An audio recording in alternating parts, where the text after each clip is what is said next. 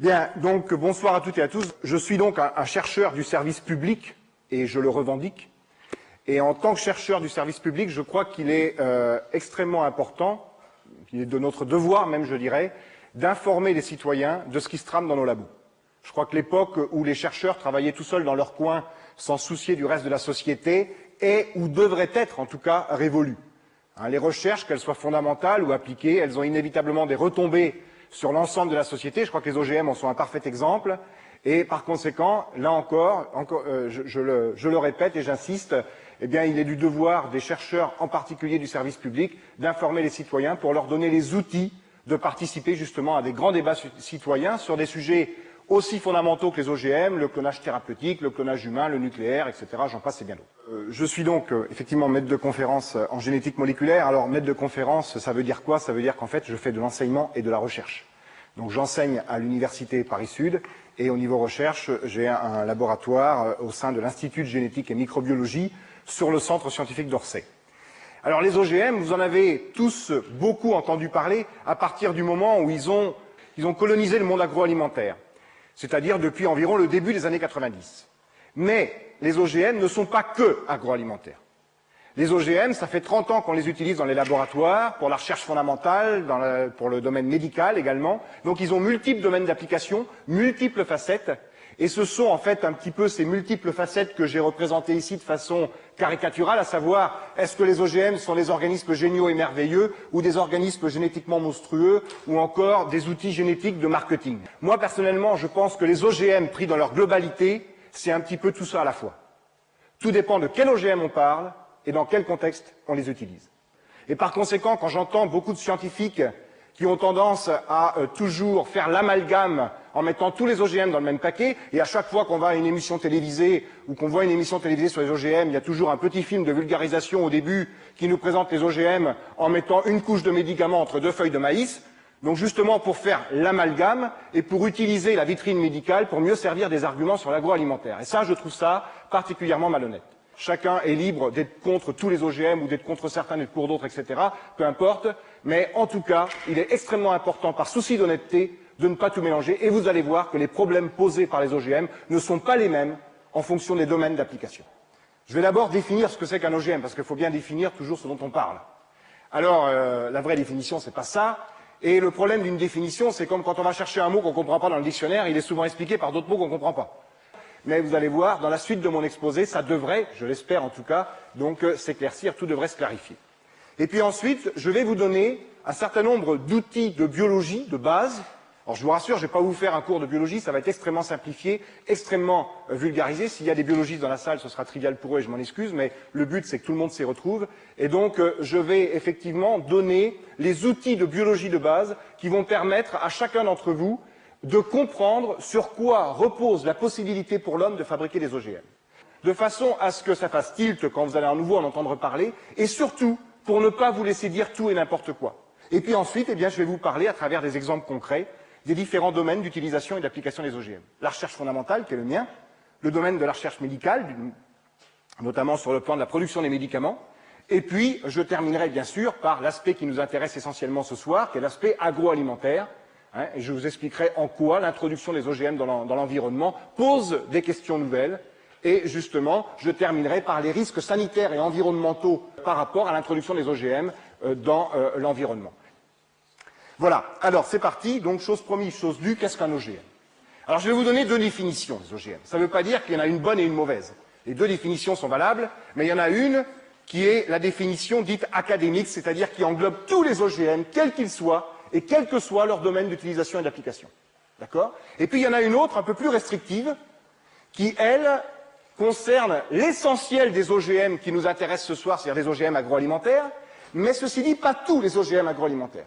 Et vous allez voir à quel point il est bien important d'avoir saisi ces deux définitions, parce que là encore, il y a un certain nombre de personnes, notamment les chercheurs, qui profitent de cet aspect restrictif de cette deuxième définition pour dire que certains OGM n'en sont pas. La définition académique est la suivante. Elle dit qu'un organisme génétiquement modifié, donc un OGM, il y en a qui préfèrent organisme génétiquement manipulé, moi j'aime assez d'ailleurs, donc on peut utiliser l'un ou l'autre, on va dire organisme génétiquement modifié, c'est un organisme vivant, ça peut être un végétal, un animal, un microbe, tout organisme vivant, dont les caractéristiques génétiques initiales ont été modifiées de façon non naturelle, c'est-à-dire par l'intervention de la main de l'homme, par addition, suppression, remplacement ou modification d'au moins un gène. Quand on a dit ça, on a défini tous les OGM, quel que soit leur domaine d'application, d'utilisation. Il y a une définition un peu plus restrictive qui consiste à dire qu'un OGM, c'est un organisme qui héberge au moins un gène qui ne lui appartient pas.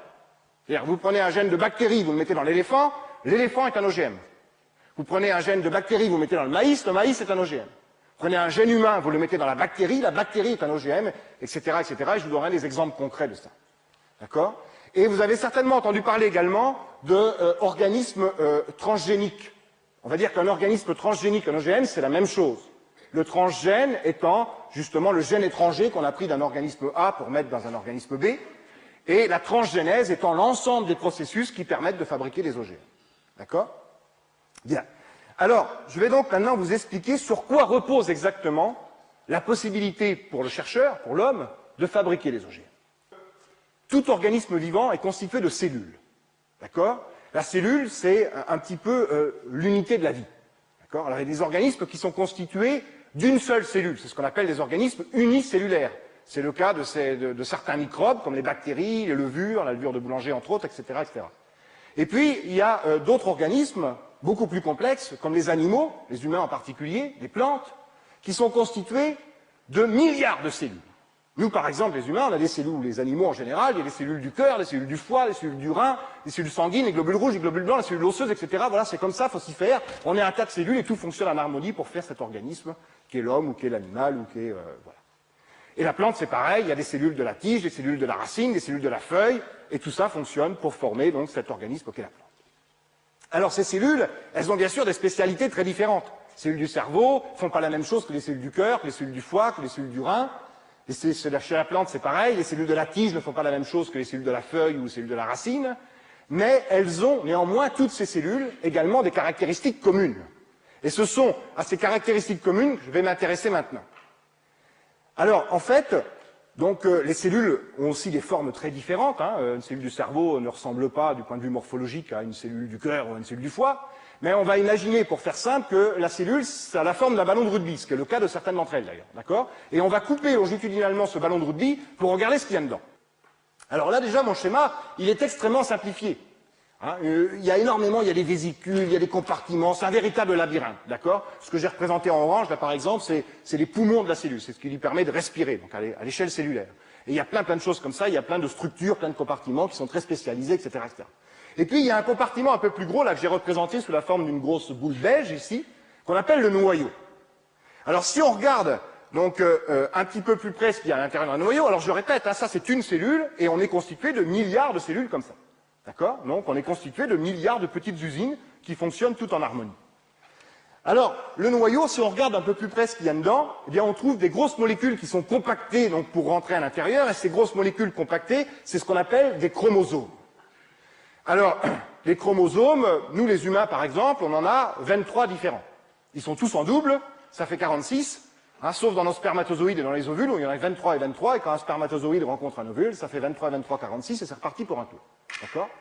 Alors, moi, je travaille sur la levure de boulanger qu'en a 16, je travaille sur un champignon microscopique du sol qu'en a 8, la salade, je ne sais pas combien il en a, le cheval, je ne sais plus, enfin, etc. Il y a peut-être des vétérinaires ici qui le savent beaucoup mieux que moi. En tout cas, chaque organisme a un nombre précis de chromosomes. Nous, en ce qui nous concerne, 23 différents. D'accord? Alors, si on regarde un peu plus près à quoi ça ressemble ces chromosomes, c'est-à-dire si on prend ces grosses molécules qui sont compactées dans le noyau, puis qu'on les déroule pour regarder donc un petit peu comment c'est foutu, eh bien voilà à quoi ça ressemble. C'est-à-dire qu'en fait, un chromosome, c'est deux brins parallèles entourés autour d'un axe pour former ce qu'on appelle une double hélice. C'est la fameuse double hélice d'ADN. ADN, c'est les initiales en fait du nom chimique de cette molécule qui constitue le chromosome. Et chaque brin de cette double hélice est constitué par l'enchaînement de 4 petites molécules à la queue leu-leu, qu'on symbolise par 4 lettres qui correspondent à leurs initiales, A, G, C, T. Et quand on dit qu'on va séquencer une molécule d'ADN ou séquencer un chromosome, ça veut dire qu'on va définir pour chacun des deux brins l'ordre de succession des 4 lettres. D'accord? Je vous donne un exemple. Voilà, on a séquencé une molécule d'ADN, AGG, TC, TA, TG, ATG, TTT, CAG, etc. Vous imaginez le nombre de combinaisons possibles? C'est ce qui explique que grâce aux empreintes génétiques, c'est-à-dire à l'ordre de succession des lettres dans notre génome, eh bien, on soit capable d'identifier un individu parmi tous les individus de la planète. Les seuls individus qui ont les mêmes successions de lettres sur leurs 23 chromosomes différents sont en fait les vrais jumeaux qui sont en fait des clones naturels. D'accord? Alors, quand on dit qu'on a séquencé un génome c'est l'ensemble des chromosomes d'un organisme, donc le génome humain c'est les 23 chromosomes humains différents. Quand on dit qu'on a séquencé le génome humain, par exemple, ça veut dire qu'on a déterminé pour chacune des 23 molécules l'ordre de succession des 4 lettres sur chacun des 2 brins. D'accord? Ça représente, pour le génome humain, 100 livres, format A4 avec 100 pages chacun. Et vous avez une succession de 4 lettres. Et je dis bien, on a séquencé, et non pas comme on nous rabat les oreilles dans les périodes télétonesques, on a décrypté le génome humain. Non, on n'a pas décrypté le génome humain, on n'a pas décrypté grand-chose. C'est-à-dire que pour le moment, ce qu'on y voit, c'est une succession de 4 lettres. On aura décrypté le jour où on saura quelle est la signification biologique de tout cet enchaînement de 4 lettres. C'est-à-dire quand on aura identifié tous les morceaux de séquence qui détiennent une information biologique pour la cellule, qui détiennent une information qui permet à l'usine cellulaire de fonctionner. Et ces morceaux de séquence qui détiennent une information biologique, qui détiennent l'information qui permet à l'usine de tourner, eh bien c'est ce qu'on appelle les gènes. Alors les gènes, comment on les identifie? Eh bien il y a des méthodes expérimentales, peu importe, il y a des méthodes informatiques, par exemple on sait qu'un gène, ça commence toujours par ATG, ça se termine souvent par TAA, et là par exemple j'ai souligné une séquence qui pourrait correspondre à un gène. Donc pour résumer tout ça, on pourrait dire que le génome d'un organisme, c'est-à-dire l'ensemble de ses chromosomes, c'est une encyclopédie où chaque chromosome est un volume dans lequel il y a des phrases, ce sont les gènes, et le tout est écrit dans un alphabet de 4 lettres, A, G, C, T, c'est le langage génétique. D'accord? Alors, quand je dis que les gènes détiennent une information biologique qui permet à l'usine de tourner, à nos cellules de fonctionner, c'est quoi cette information? Eh bien, chaque gène, on va dire, détient le secret de fabrication d'une ou de plusieurs protéines. D'accord? Alors, c'est quoi les protéines? Les protéines, c'est ce que j'ai représenté là sous forme d'une pelote de laine rouge là en bas. C'est-à-dire que ce sont les grosses molécules qui, elles, sont constituées non pas par l'enchaînement de 4 petites molécules comme dans le cas de l'ADN, A, G, C, T, G, G, G, T, C, T, A, G, etc. Les protéines sont constituées par l'enchaînement de 20 petites molécules différentes. Vous imaginez un fil de collier de perles sur lequel vous allez enfiler des perles. Et vous avez des perles de 20 couleurs différentes. D'accord? Et pour fabriquer la protéine, vous prenez le fil et vous enfilez les perles. Vous mettez une bleue, une orange, une jaune, une noire, une rouge, une violette, une bleue, une orange, une jaune, une jaune. Et qu'est-ce qui va déterminer l'ordre de succession de la couleur des perles? C'est l'ordre de succession des 4 lettres dans le gène. C'est-à-dire que la cellule a besoin de fabriquer une protéine, elle va chercher le gène dans le noyau sur le bon chromosome qui détient le secret de fabrication de cette protéine, et elle va le décoder. Et elle va lire ATG, mais une perle verte. TTT, mais une perle rouge. CAG, mais une perle bleue, etc., etc. D'accord? Donc, en fait, quand on passe du gène à la protéine, on passe donc du langage génétique en 4 lettres à un langage protéique en 20 lettres, les 20 couleurs de perles. Et d'ailleurs, le terme utilisé en biologie quand on passe du gène à la protéine, ça s'appelle la traduction. Ce n'est pas un terme que j'utilise ce soir par souci de vulgarisation, c'est le véritable terme utilisé en biologie. D'accord? Alors, très bien, mais à quoi ça sert les protéines? Parce qu'il faut quand même revenir à notre usine de départ. Eh bien, les protéines, elles ont double rôle dans l'usine.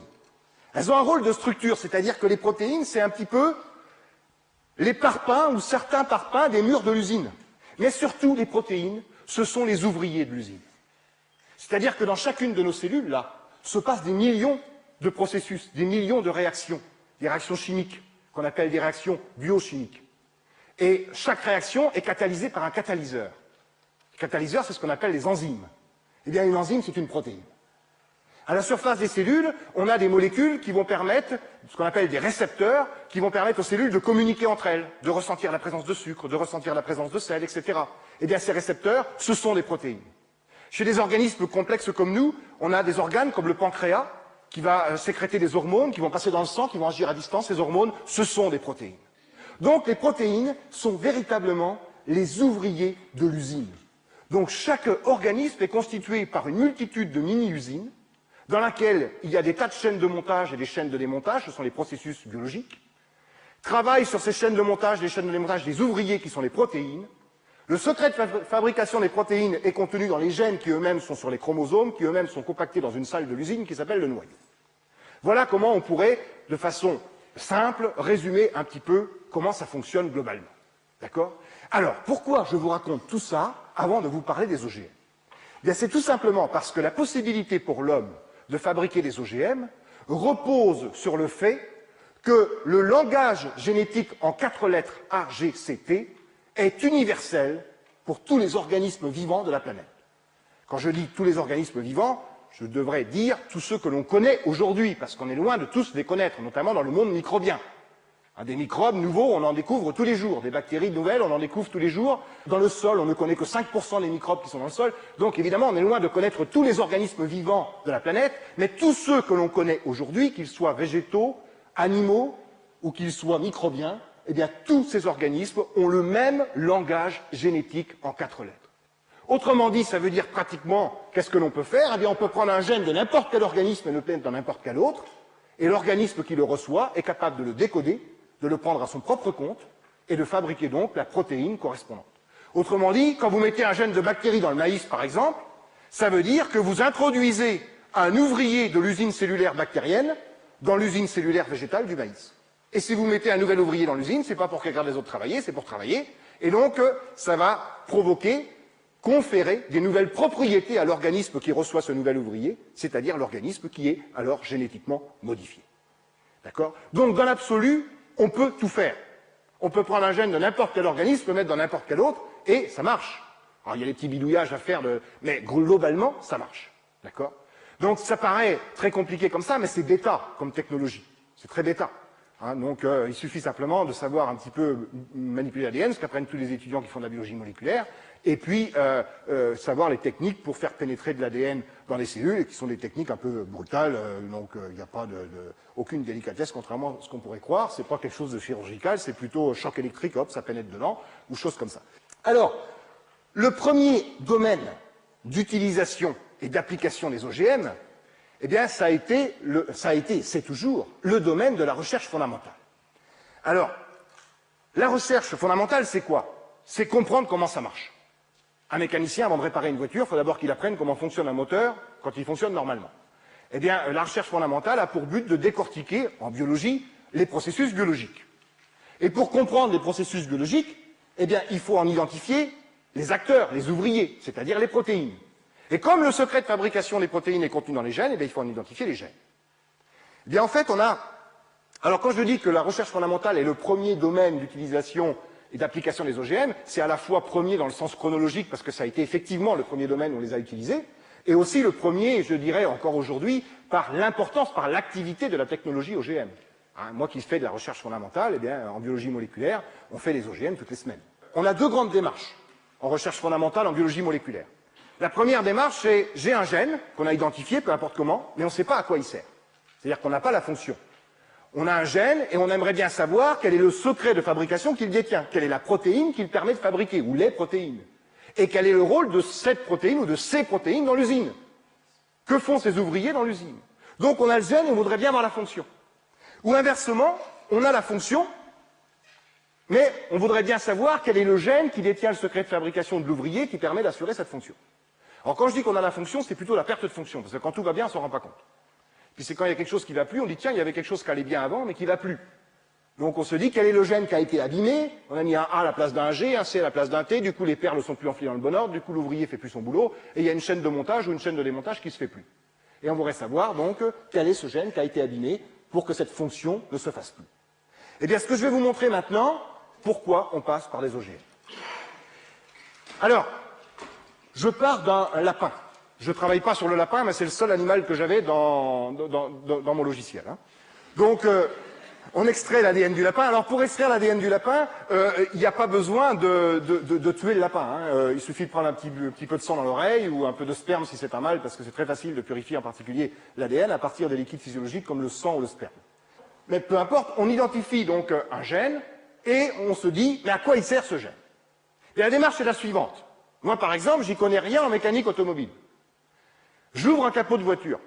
je vois de la porcelaine blanche, on me dit ça s'appelle des bougies. Mais je ne sais pas à quoi ça sert les bougies. Ben, il y a une méthode qui peut paraître bourrin, qui vaut ce qu'elle vaut, mais qui marche relativement bien, qui consiste à prendre un marteau, à casser les bougies, la bagnole démarre plus, on dit tiens les bougies c'est impliqué dans l'allumage. Bien là en fait nous on a un petit peu la même démarche, c'est-à-dire qu'on a un gène, on ne sait pas à quoi il sert, on va l'inactiver, le remettre dans la bestiole à la place du gène normal, et on va regarder les conséquences. Si la bestiole n'entend plus, on va dire c'est impliqué dans l'audition. Si elle voit plus, on va dire c'est impliqué dans la vision. Si elle boite, on va dire c'est impliqué dans la fonction musculaire, etc., etc. Alors c'est pas toujours aussi simple, mais c'est la démarche générale. Le problème, c'est que pour inactiver ce gène, il va d'abord falloir le sortir du chromosome. Alors pour ça, on a dans notre boîte à outils de biologistes moléculaires des petites enzymes, donc des protéines, qu'on a purifiées à partir d'organismes, donc elles ont une fonction naturelle dans les organismes, mais nous on les utilise comme des outils pour aller couper l'ADN. Donc on est capable, avec telle enzyme, d'aller couper à tel endroit, avec tel autre à tel endroit, donc on les choisit et on va couper en amont et en aval du gène, et on va isoler notre gène. Et le problème, c'est que maintenant qu'on a notre gène, il va falloir l'inactiver. Pour l'inactiver, ça se fait in vitro, dans un tube à essai. Et le problème, c'est que pour l'inactiver, il en faut des grosses quantités. Et pour en avoir des grosses quantités, en fait, on n'a pas d'autre solution, c'est quelque chose qui nécessite plusieurs étapes, et à chaque étape, il nous faut beaucoup de matériel. Et on n'a pas d'autre solution que de mettre le gène dans une bactérie. Alors la bactérie en question, c'est une bactérie qu'on a naturellement dans notre intestin, donc en sorte un microbe gentil qui vit avec nous, et qu'on a donc, nous, dans les laboratoires de biologie moléculaire, en stock à moins 80 degrés, donc on en a dans tous les laboratoires de biologie moléculaire. Et on met le gène dans la bactérie. Pourquoi? Parce que les bactéries se multiplient toutes les demi-heures. Ces bactéries, à 37 degrés, la température de l'intestin, elles se multiplient toutes les demi-heures. Alors mettre un gène de lapin ou autre dans la bactérie, ça prend 2 heures, tout casser. Donc on fait ça en milieu d'après-midi, fin d'après-midi, et puis une fois qu'on a récupéré des bactéries qui ont reçu le gène de lapin, on va inoculer ces bactéries dans un petit tube de 3 millilitres. On en inocule très peu, ça ne se voit même pas à l'œil nu. Les étudiants, quand ils débutent, ils ont toujours l'impression qu'ils n'ont rien mis dans le tube. Mais, si vous quittez le boulot à 7 heures et que vous avez mis 1000 bactéries dans votre tube, qu'on va se multiplier toutes les demi-heures, à 7h30, il y en a 2000. Et puis à 8h, il y en a 4000. Et à 8h30, il y en a 8000, à 9h, il y en a 16000, etc., etc. Et à 4h du matin, quand vous en avez 1 million, et à 4h30, il y en a 2 millions, puis 4 millions, puis 8 millions, puis 16 millions. Et quand vous revenez le lendemain matin, eh bien, vous avez un culot comme ça de bactéries au fond de votre tube. Et comme elles se sont toutes multipliées à partir de la bactérie de départ dans laquelle il y avait le gène de lapin, elles ont toutes le gène de lapin. Et donc, du coup, on peut extraire, donc éclater les bactéries, extraire le gène de lapin, qu'on est capable de distinguer des gènes naturels de la bactérie, peu importe, et on obtient donc des grosses quantités de gènes de lapin que l'on peut alors manipuler in vitro et qu'on va inactiver. Peu importe comment, je passe le détail, et ce gène inactivé, on va le réintroduire dans l'animal à la place du gène normal. Alors, il y a des organismes, ça se fait très bien. Moi, sur la levure de boulanger, ça se fait vraiment très très bien. Sur mon champignon microscopique du sol, c'est déjà un peu plus compliqué, mais on y arrive pas trop mal.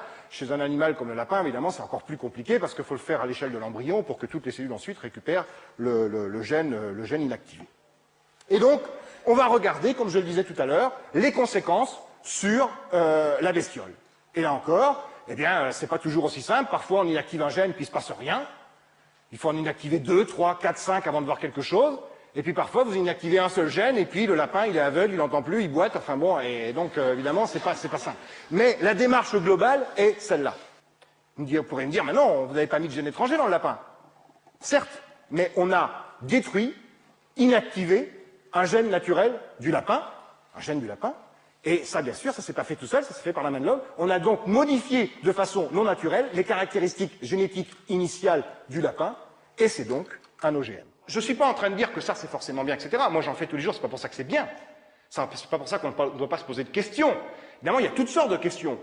Par exemple, les gens qui travaillent avec les animaux, on peut se poser la question jusqu'où on a le droit d'utiliser l'animal comme au service de l'homme, que ce soit pour la recherche ou pour autre chose, ou que ce soit pour s'amuser dans les arènes ou ailleurs d'ailleurs. Donc ça fait partie des questions qu'on est en droit de se poser. Donc ça pose effectivement des problèmes éthiques, par exemple. Donc je ne dis pas, moi là, que ça c'est forcément bien, chacun en fonction de ses sensibilités a le droit de réagir positivement ou négativement vis-à-vis de ça, mais ça fait partie du débat sur les OGM, et vous comprenez bien que les questions que vous poserez à partir de ça ne sont pas les mêmes que pour les OGM dans la nature, et ce qu'on va voir donc tout à l'heure dans un instant. Le domaine médical, OGM et médecine. Alors là encore, je ne pourrais pas être exhaustif parce qu'il y a multiples exemples d'utilisation des OGM dans le domaine médical. Et je vais vous donner 2 exemples que j'ai choisis parce qu'ils nous concernent dans notre vie de tous les jours. Et c'est particulièrement la production de protéines d'intérêt pharmaceutique. Alors, je vais prendre un premier exemple qui est la production d'insuline. L'insuline, vous savez, c'est une hormone qui est sécrétée par le pancréas et qui permet de réguler le taux de sucre dans le sang. Par exemple, là, j'imagine que vous avez tous mangé, donc vous avez un taux de sucre dans le sang qui a augmenté. Le sucre, c'est le carburant de nos cellules. On en a vraiment besoin. D'ailleurs, quand les cellules du cerveau en ont pas assez, ben, on a des petits vertiges et il est temps d'aller manger. D'accord? Eh bien, le problème, c'est que ce sucre, il est apporté par l'alimentation, il va passer dans le sang, mais il ne faut pas qu'il reste dans le sang, il faut qu'il aille dans les cellules. Et pour passer du sang dans les cellules, ça ne se fait pas tout seul. Il y a nécessité d'une hormone qui s'appelle l'insuline. Et il y a des gens qui ne fabriquent pas assez d'insuline, ou qui fabriquent une insuline anormale. Et du coup, eh bien, ils ont un taux de sucre dans le sang qui est anormalement élevé pendant des durées de temps trop importantes, et c'est le fameux diabète insulinodépendant, avec les conséquences que vous savez. D'accord? Eh bien, comment faisait-on autrefois, je dis autrefois parce que vous allez voir qu'on fait autrement aujourd'hui, pour soigner les personnes atteintes de diabète insulinodépendant? On ne pouvait pas dire, tiens, monsieur est bien portant, je vais lui prendre son insuline pour donner à sa voisine qui est diabétique. Parce que l'insuline et les hormones en général, on les fabrique juste dans les quantités dont on a besoin. Donc prendre de l'insuline à un bien portant pour donner à un mal portant, ce serait déshabiller Pierre pour habiller Jacques. Donc ce n'était pas la solution. La solution, c'était d'aller la chercher ailleurs, c'est-à-dire chez l'animal. Alors en général, quand on va chercher chez l'animal pour l'homme, on a le choix entre le lapin et le cochon, qui, n'en déplaise, sont les deux animaux qui nous ressemblent le plus, du point de vue du fonctionnement physiologique. Et donc, en général, on va plutôt chez le cochon, et là on est allé chez le cochon, pourquoi? Parce qu'il y a très peu de maladies d'abord transmises du cochon à l'homme, et ensuite, et surtout, c'était la principale raison, l'insuline de cochon et l'insuline d'homme se ressemblent quasiment comme deux gouttes d'eau. C'est-à-dire, si on compare le collier de perles qui correspond à l'insuline de cochon au collier de perles qui correspond à l'insuline d'homme, puisque ce sont des protéines, il y a une perle de différence, une bleue à la place d'une rouge. Donc les chercheurs se sont dit, c'est bien le diable si ça ne marche pas. Et effectivement, ça marche. Vous prenez de l'insuline de porc, vous l'injectez à un diabétique et vous régulez son taux de sucre dans le sang. Mais ça causait deux problèmes. Un problème d'approvisionnement, vu le nombre de diabétiques qu'il y a dans nos sociétés occidentales et vu le nombre de gens qu'il y a là ce soir, je suis sûr qu'il y a au moins un diabétique. En tout cas, vous en connaissez. Eh bien, vu le nombre de diabétiques qu'il y a dans nos sociétés, vous imaginez le nombre de porcs qu'il fallait zigouiller pour satisfaire la demande. Donc ça, c'était le premier problème. Et le deuxième problème, qui était le principal, c'est que la petite différence que l'on croyait anodine entre l'insuline de porc et l'insuline d'homme, c'est avéré pas si anodine que ça, parce que les personnes qui s'injectaient de l'insuline tous les jours, voire 3 fois par jour, finissaient par développer des allergies contre l'insuline de porc, donc au point de ne plus pouvoir se soigner, à cause de cette petite différence. Eh bien, la solution, elle est venue de la transgénèse, de la technologie OGM. Comment? On part d'un bonhomme, alors chaque fois que vous verrez un petit bonhomme orange dans mon diaporama, c'est qu'il est en bonne santé. Quand il est gris, c'est qu'il n'est pas bien. D'accord? Bon, c'est mon symbolisme à moi. Donc, on extrait l'ADN du bonhomme. Bon, là encore, il n'y a pas besoin de le tuer. Hein. Donc, on prend un petit peu de sang et on extrait l'ADN. Et on identifie, ça fait 30 ans environ, un peu de 30 ans, qu'on a identifié le gène de l'insuline humaine sur un de nos 23 chromosomes. D'accord? Alors, peu importe comment on l'a identifié, ce n'est pas le propos ici. On a identifié ce gène et comment on s'y est pris? Eh bien, de la manière suivante. On est allé encore couper le gène pour le ressortir du reste du chromosome. Quand ce gène est traduit en protéines, il fabrique donc l'insuline, puisqu'il détient le secret de fabrication de l'insuline, insuline que j'ai représentée de façon schématique sous la forme d'un triangle rouge. D'accord? Eh bien là encore, on a mis ce gène dans la bactérie de notre intestin. D'accord? Et sauf que là, au lieu de cultiver les bactéries dans 3 millilitres, on les cultive dans des fermenteurs de 200 litres à une échelle industrielle. C'est-à-dire qu'en fait, bon, c'est un espace confiné, donc dans un espace fermé, dans un laboratoire, et on multiplie les bactéries à foison, donc dans des fermenteurs de 200 litres. Et en plus, donc toute la nuit, tous les jours, on leur redonne du milieu en permanence, de quoi manger en permanence, du sucre, de l'azote, etc., de façon à ce qu'elles manquent de rien, et qu'elles puissent se multiplier sans arrêt. Et donc du coup, là, c'est pas un petit culot comme ça qu'on récupère au fond du tube, c'est des kilos et des kilos de bactéries, qui toutes dans leurs cellules produisent quoi? Eh bien de l'insuline humaine, et pourquoi? Parce que le langage génétique est universel. Elles prennent donc le gène humain à leur propre compte, le décodent et fabriquent l'insuline correspondante, c'est-à-dire l'insuline humaine. D'accord? Et on peut donc à ce moment-là éclater les bactéries pour récupérer l'insuline et que l'on va pouvoir conditionner sous forme de médicaments pour l'injecter donc à une personne qui n'est pas bien parce qu'elle est diabétique insulinodépendante. Eh bien, il faut savoir que s'il y a des diabétiques dans la salle, et je répète, je sais qu'il y en a, et vous en connaissez, eh bien, ces diabétiques, quand ils vont chercher leur insuline en pharmacie, depuis 1981, elle est faite comme ça. Alors, vous voyez, je suis sûr que beaucoup de gens l'apprennent ce soir. Et ça, c'est regrettable. Pourquoi? Parce que ça prouve, là encore, qu'il y a une énorme lacune dans la communication entre le monde scientifique, d'une part, et le reste de la société civile, d'autre part. Parce que, à la limite, je trouverais normal que tous les citoyens sachent que le médicament, sans être biologiste et sans connaître tous les détails techniques, sachent globalement quelle est la technologie utilisée pour produire le médicament qu'il consomme. Ensuite, chacun fait ce qu'il veut en tant qu'adulte et il choisit la thérapie qu'il veut. En l'occurrence, moi, je placerais ça dans les organismes géniaux et merveilleux, personnellement, parce que, effectivement, ça a permis de surmonter un problème sanitaire important, et puis, donc, ça fait 25 ans que c'est utilisé, a priori, il n'y a pas de problème, mais attention, je ne veux pas dire que de manière générale, cette technologie est sans risque et c'est formidable. Moi, le scientifique que je suis se veut d'être prudent, et je reproche suffisamment à mes collègues, notamment sur le sujet des OGM, de ne pas l'être suffisamment, pour me permettre de dire ici, non, ça c'est formidable, on peut y aller, c'est bien. Peut-être un jour, il y aura un problème. Mais l'avantage, c'est que c'est un médicament. Quand je dis l'avantage, c'est parce que quand vous allez chercher un médicament, vous avez une ordonnance. Et donc, on sait exactement qui consomme le médicament, à quelle dose et à quelle fréquence. Et donc, s'il apparaît un effet secondaire, ce qui est malheureusement le cas de la grande majorité des médicaments, eh bien, s'il apparaît un effet secondaire, on pourra, en tout cas un effet secondaire grave, on pourra rapidement faire la corrélation entre la consommation du médicament et l'apparition du problème, parce qu'on sait exactement qui en a consommé et à quelle dose. Alors que quand on nous dit les OGM dans l'agriculture, ça fait 10 ans que les Américains en consomment et il ne s'est jamais rien passé, je voudrais savoir sur quelle étude épidémiologique ça repose, étant donné qu'on ne sait pas qui en consomme et à quelle quantité. Donc quand on fait une étude comme ça, il faut avoir ce qu'on appelle des contrôles, c'est-à-dire des gens qui n'en consomment pas, des gens qui en consomment et regarder s'il y a des différences, et sur une échelle statistique suffisante. Or, aux États-Unis, comme on ne sépare pas les filières, j'aimerais bien savoir si un jour il apparaît un problème sanitaire lié à la consommation d'OGM, comment on sera en mesure d'établir les responsabilités et de savoir que c'est dû effectivement donc, à la consommation d'un OGM dans la mesure où on n'a aucun suivi. Donc c'est quand même pas la même chose. Et quand j'entends par exemple M. Houdbin de l'INRA dans un article de Capital, qui était Capital d'octobre dernier, qui disait « Mais de quoi les gens ont peur avec les OGM ? Ils en consomment avec les médicaments depuis le début des années 80 et il n'est jamais rien arrivé. » Mais alors ça, c'est un énorme mensonge.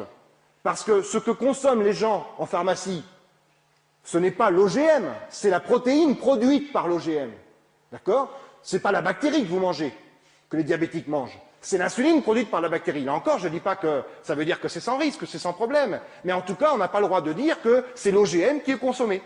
C'est pour ça que l'aspect technique est un minimum utile pour comprendre ces subtilités. Parce que ce sont des subtilités qui peuvent conduire, donc à permettre en tout cas à certaines personnes eh bien, de nous dire tout et n'importe quoi. Et ça, donc, que l'on soit pour ou que l'on soit contre, on n'a pas le droit d'utiliser la crédulité des gens pour mieux faire passer ses arguments. Donc là, vous voyez qu'on a fait des OGM puisqu'on a mis un gène humain dans la bactérie. Je vous donne un deuxième exemple avant d'entamer vraiment la partie agroalimentaire. C'est un deuxième exemple qui nous concerne également au quotidien, toujours dans la production de protéines d'intérêt pharmaceutique, c'est la production de vaccins. Alors pour bien comprendre l'intérêt éventuel de la technologie OGM dans la production de vaccins, je voudrais, sans jeu de mots, faire un petit rappel sur la vaccination. Vous voyez, je postillonne beaucoup, hein, donc je m'excuse pour le premier rang, mais d'ailleurs j'ai un peu mal à la gorge, non, c'est pas vrai. Non, mais on peut s'échanger des tas de choses qui ne sont pas forcément sympathiques. Bon, parfois on se les échange volontairement et de façon très intime et ça se passe plutôt bien. Mais parce que il y a beaucoup de microbes gentils où on est armé pour lutter contre. Puis parfois il y a des choses plus virulentes qui donnent mal aux oreilles, qui donnent mal à la gorge et même parfois qui peuvent provoquer bien sûr la mort. Donc, et ces petits agents qui se promènent et qui peuvent être très virulents, ce sont soit des bactéries ou des virus. Alors moi je vais prendre l'exemple d'un virus. Un virus c'est quoi? Eh bien c'est une coque de protéines. Hein, les petites épines noires que vous voyez là, c'est la capsule de protéines, vous imaginez ça en 3 dimensions, une petite balle, et dedans il y a un chromosome. En général, chez un virus, il n'y en a qu'un, et il est très court. Donc il est facile à séquencer et facile à décrypter. Il y a très peu de gènes. D'accord?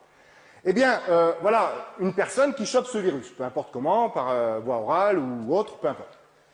Ce virus, le corps va le reconnaître comme un corps étranger. Notre organisme va le reconnaître comme un corps étranger. Et donc, le reconnaissant comme un corps étranger, il va réagir, il va se défendre en fabriquant des anticorps. Donc son système immunitaire va être sollicité et il va devoir fabriquer des anticorps qui vont neutraliser le virus. Le problème, c'est que fabriquer des anticorps, ça prend du temps. Et le temps que l'organisme fabrique les anticorps, en général, le virus, il en profite pour se multiplier et c'est lui qui gagne. Et vous voyez, le virus, eh bien mon monsieur qui était orange, il devient gris et le virus continue à se marrer. Pasteur avait une idée géniale, il s'est dit, mais si on injectait volontairement les virus à l'individu, sauf qu'avant de les injecter, on va les fragiliser par la chaleur ou les rayons ultraviolets. On va ce qu'on appelle les atténuer, mettre un peu dans les choux. Et donc, à ce moment-là, quand l'organisme va choper ce virus, il va toujours le reconnaître comme un corps étranger. Il va réagir de la même manière, c'est-à-dire qu'il va fabriquer des anticorps. Ça prend toujours autant de temps de fabriquer des anticorps. Sauf que comme le virus est dans les choux, il n'a pas le temps d'en profiter pour se multiplier. Et du coup, la personne reste en bonne santé et le virus continue de faire la gueule. C'est la vaccination. D'accord? Mais il est arrivé des accidents. Comment? Eh bien, des virus que l'on croyait avoir atténués par la chaleur ou par les rayons ultraviolets, en fait, il n'était pas. Vous voyez, le virus, il fait la gueule, mais il fait un clin d'œil. Et donc, en fait, croyant vacciner la personne, on lui injecte un virus en bonne santé, et donc la personne, du coup, eh bien, est malade, c'est-à-dire qu'elle chope la maladie au lieu d'être vaccinée, et le virus, lui, se marre. Eh bien, une solution, je dis une solution parce que je ne suis pas sûr que sur ce sujet, toutes les alternatives aient été explorées, et justement, le sujet des alternatives, le problème des alternatives dans le sujet OGM, c'est extrêmement important. Je vais beaucoup en parler dans l'aspect agroalimentaire. Les alternatives, est-ce qu'on ne peut pas faire autrement si toutefois on ne maîtrise pas tout? Bon. En tout cas, je vais vous présenter une des solutions qui a permis de surmonter ce problème. Enfin, la solution aujourd'hui qui a permis de surmonter ce problème. Comment? On part du virus. On extrait son ADN. Je vous dis, il n'y a qu'un chromosome, il est très court. Bon, très bien. On n'a donc pas de mal à le séquencer, à le décrypter et à identifier le gène qui détient le secret de fabrication de cette protéine de surface, la petite épine noire, là, qui est la seule visible de l'extérieur et donc la seule reconnue comme corps étranger. D'accord? Eh bien, ce gène, on va le couper, pareil, avec nos petites enzymes, on va l'isoler, et lorsqu'il est traduit en protéine, eh bien, il permet de fabriquer cette protéine de surface que l'on a grossie ici, donc que j'ai grossi sous forme d'une grosse flèche, là. Et là, ce gène, cette fois-ci, on l'a mis non pas dans la bactérie, mais dans une levure, la levure de boulanger, qu'on a également beaucoup dans nos laboratoires de biologie moléculaire en 80. C'est un organisme extrêmement facile à manipuler, qui présente, qui est sexué, donc on peut faire de la génétique classique avec ça, enfin, etc. Et on a mis le gène viral dans la levure. Et comme le langage génétique est universel, la levure prend le gène viral à son propre compte, le décode et fabrique la protéine virale. Et là encore, les levures, on les multiplie dans les fermenteurs de 200 litres à une échelle industrielle, et donc elles vont toutes produire dans leurs cellules une grosse quantité de protéines de surface que l'on va pouvoir donc extraire, purifier et injecter à un bonhomme qui est en bonne santé, ou à une femme qui est en bonne santé, puisque la vaccination, c'est normalement de la prévention. Je ne dis pas là encore que c'est sans risque. Hein, je ne sais pas. En tout cas, à un instant T, là encore, ça a permis de résoudre. Ça peut très bien marcher avec une protéine et puis causer des problèmes avec une autre. On peut tout imaginer. En tout cas, dans l'absolu, ça a permis de résoudre des problèmes sanitaires, là encore. Et je dirais, si je mets ma blouse blanche, mes gants, et puis que je me remets dans la peau du scientifique sans regarder ailleurs, c'est particulièrement joli. Hein, si Pasteur voyait ça, il en aurait une érection posthume, parce que, quand même, qu'est-ce qui est dangereux? C'est le virus, d'accord? C'est le virus. Mais qu'est-ce qui déclenche la réponse immunitaire? C'est la protéine de surface. Donc, en injectant que la protéine de surface, vous stimulez la réaction immunitaire, parler aussi d'humanitaire, mais un peu plus tard, la réaction immunitaire, sans pour autant prendre le risque de donner la maladie virale, puisque vous n'injectez pas le virus dans son entier. Donc évidemment, c'est quelque chose d'assez séduisant, et là encore, ben, vous voyez qu'on a fait des OGM, puisqu'on a mis un gène viral dans de la levure. D'accord. Alors je vais m'arrêter là avec l'aspect médical, même si on pourra encore dire beaucoup de choses. Hein. Je pense que le but c'était simplement déjà d'illustrer. Donc vous voyez, c'est très important de séparer les choses. Hein. Vous allez voir, quand j'aurai traité l'aspect agroalimentaire, que les problèmes qui se posent effectivement sont différents. Mais il faut bien voir que si, par exemple, vous êtes contre la dissémination des OGM dans l'agroalimentaire, vous allez débattre face à un scientifique qui fait l'amalgame. Et il va vous dire, est-ce que vous êtes diabétique ou est-ce que vous connaissez quelqu'un dans votre famille qui est diabétique? Forcément, on va tous dire oui, on connaît tous quelqu'un. Et il va vous dire, s'il n'y avait pas les OGM, sachez, monsieur, madame, que cette personne que vous connaissez ne pourrait pas se soigner. Donc, conclusion, les OGM, c'est formidable, on n'en parle plus, on ferme, et le débat est terminé. C'est pas si simple que ça. Et la personne qui était venue avec d'excellents arguments, par exemple, sur l'aspect agroalimentaire, et j'en ai vu, j'ai vu des débats comme ça a d'ailleurs été une de mes motivations pour m'investir dans le débat, eh bien, la personne repart, si vous me permettez, la queue basse, parce qu'elle était venue avec des super arguments, mais elle a été décrédibilisée sur cet aspect-là. C'est pour ça que, quelle que soit votre position, eh bien, il faut ne pas négliger ces aspects d'OGM utilisés aussi bien en recherche fondamentale que dans le domaine médical. Alors, l'aspect agroalimentaire. Alors, les gens qui me connaissent bien me diraient Christian, je ne comprends pas. Toi qui es si pointilleux, tu as fait 3 intercalaires bleus depuis le début de ta conférence. Le premier, c'était OGM et recherche fondamentale. Le deuxième, c'était OGM et médecine. Et le troisième, tu as dit OGM dans l'agroalimentaire. Pourquoi tu n'as pas dit OGM et agroalimentaire? Alors vous comprenez bien que si j'insiste autant, c'est que j'y tiens à mon dent. Et je réponds, c'est justement parce que je suis pointilleux que j'ai mis OGM dans l'agroalimentaire. Pourquoi? Parce que, outre le fait que ces OGM vont être disséminés ou sont destinés à être disséminés dans la nature, donc, par conséquent, ce qui va inévitablement poser des questions d'ordre environnemental qui ne sont pas posées avec les premiers dont je viens de parler. Il y a une autre différence majeure entre les OGM agroalimentaires et tous ceux dont je viens de vous parler. C'est que tous ceux dont je viens de vous parler sont des outils. C'est-à-dire que ce n'est pas l'OGM en tant que tel qui nous intéresse, c'est l'outil qu'il représente, l'éprouvette biologique qu'il représente en recherche fondamentale pour comprendre la fonction des gènes et des protéines, et dans les exemples que je vous ai donnés, l'usine à médicaments pour produire de l'insuline ou de l'hormone de croissance ou des anticoagulants ou des vaccins, etc., etc. C'est-à-dire que quand vous faites produire, par exemple, de l'insuline à une bactérie, comme je l'ai dit tout à l'heure, ce n'est pas la bactérie qui nous intéresse, c'est l'insuline. C'est-à-dire que d'ailleurs, pour récupérer l'insuline, vous allez tuer la bactérie puisque vous allez l'éclater. Donc l'OGM en tant que tel, ce n'est pas lui qui nous intéresse. C'est simplement un moyen pour arriver à une fin, que ce soit en recherche fondamentale ou dans le domaine médical. Dans le domaine agroalimentaire, c'est complètement différent. Quand vous faites un maïs transgénique, il a exactement le même devenir qu'un maïs conventionnel. C'est-à-dire que vous allez le planter comme un maïs conventionnel, vous allez le cultiver et l'entretenir en champ comme un maïs conventionnel, et vous allez le récolter comme un maïs conventionnel. Donc vous ne l'utilisez plus comme un outil, vous l'utilisez comme un organisme à part entière.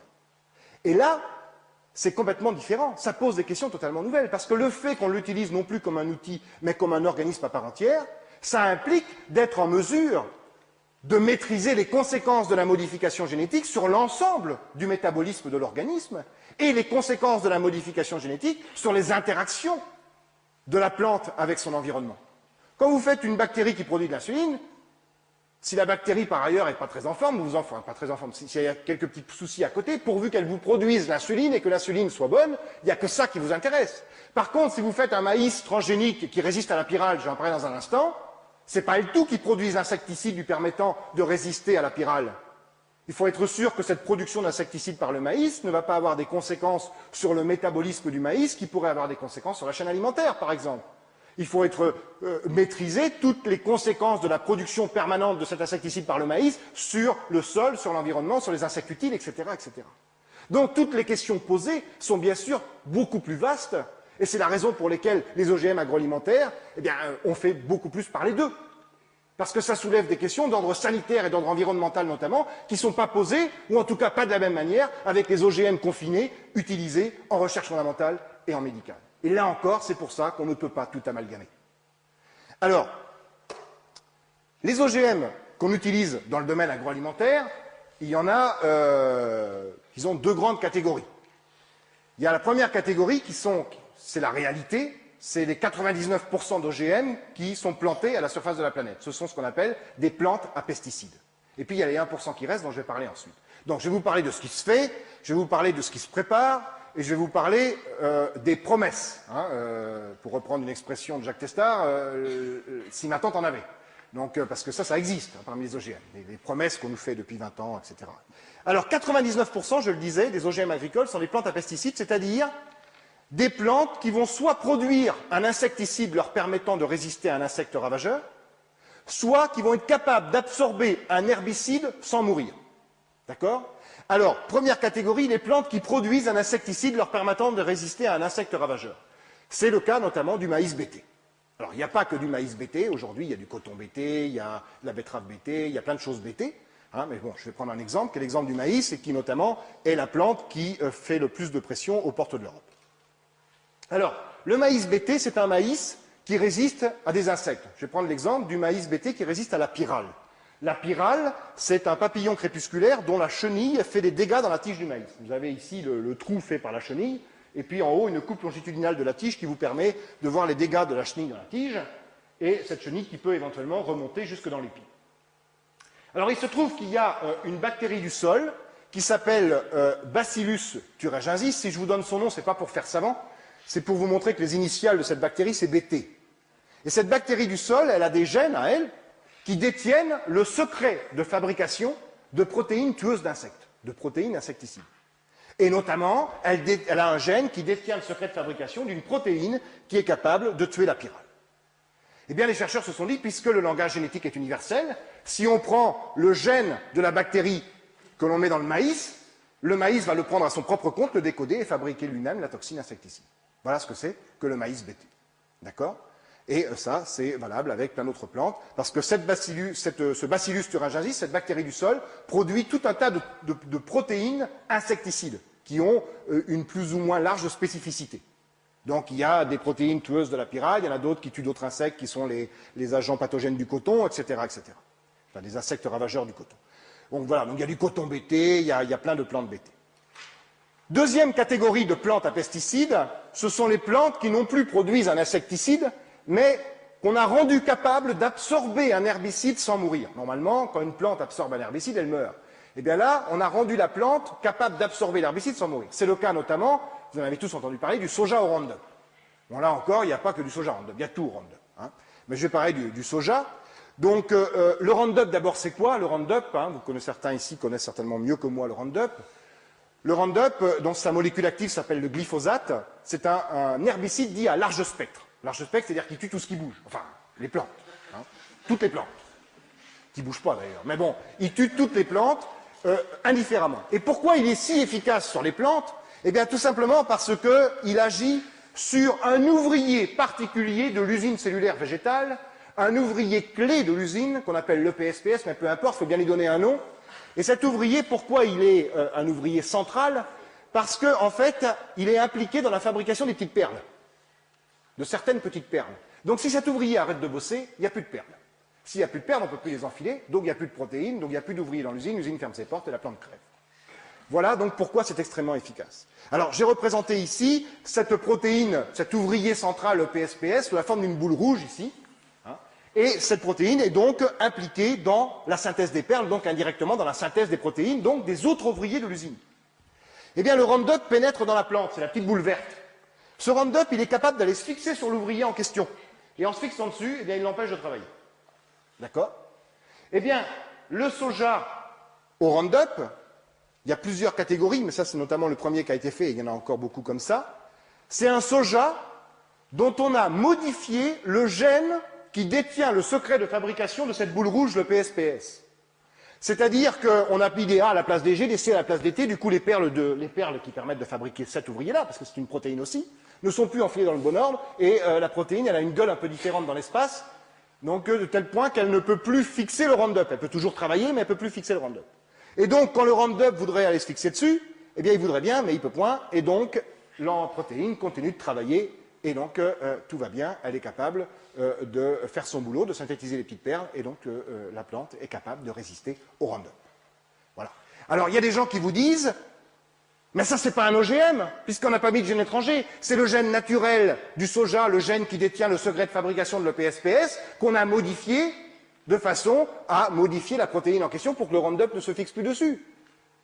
Alors certes, on n'a pas mis de gène étranger, mais on a modifié de façon non naturelle les caractéristiques génétiques initiales de la plante, et les conséquences ne sont pas anodines, puisque cette plante qui n'aurait dû mourir en présence de Roundup va survivre et donc éventuellement accumuler du Roundup dans ses tissus. Donc évidemment, c'est un OGM, et je parlerai, là encore, je vous dis ce qui se fait, mais je vous parlerai des conséquences dans un instant. Et puis il y a les 1% qui restent, ça c'était les plantes à pesticides, maïs, BT, soja Roundup, etc. Les 1% qui restent, alors il y a des choses qui se font déjà, des choses qui sont sur le point d'être faites, et des choses, les promesses. Alors, les choses qui se font déjà, pour certaines d'entre elles, c'est des plantes résistantes à des maladies virales. Vous savez qu'il y a des virus qui s'attaquent aux plantes, comme il y a des virus qui s'attaquent aux animaux. Le virus de la mosaïque du chou-fleur, de la mosaïque du tabac, etc., etc. Eh bien, il se trouve qu'il y a des chercheurs de l'INRA qui ont remarqué il y a une quinzaine d'années que si on prenait un gène du virus et qu'on l'introduisait dans la plante, dans un chromosome de la plante, eh bien, on ne sait pas pourquoi, on ne connaît pas les mécanismes, et ça c'est très important, c'est vrai qu'on ne connaît pas les mécanismes qui sous-tendent ce phénomène, mais c'est une observation, une constatation. Quand le virus attaque la plante, le fait qu'il y ait déjà un gène à lui dans la plante, il n'arrive pas à se multiplier. Et la plante résiste. Ça s'appelle la vaccination génétique. Eh bien voilà, il y a eu du tabac, de la courge, du poivron qui sont résistants à des virus et qui sont déjà cultivés à grande échelle en Chine, aux États-Unis. Et puis, il y a des études en cours sur le colza, la tomate, la pomme de terre, le prunier, la vigne, également sur des fleurs, le pétunia, le géranium, etc. Alors notamment sur la vigne.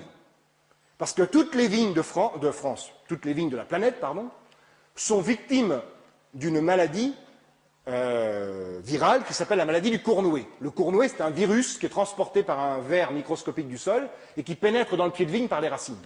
Et une vigne qui est atteinte du Cournoué, c'est le pied de vigne, au lieu de durer 25 ans, il dure 15 ans, diminution du nombre de grappes, diminution du nombre de baies et de la taille des baies dans la grappe. Enfin bref, une vigne qui est atteinte du Cournoué, c'est 80% de chute de rendement. Et quand on sait l'impact économique du vin dans le monde, il y a bien sûr une pression économique très forte pour faire de la vigne transgénique qui résiste au Cournoué, et il y a déjà des essais en Alsace.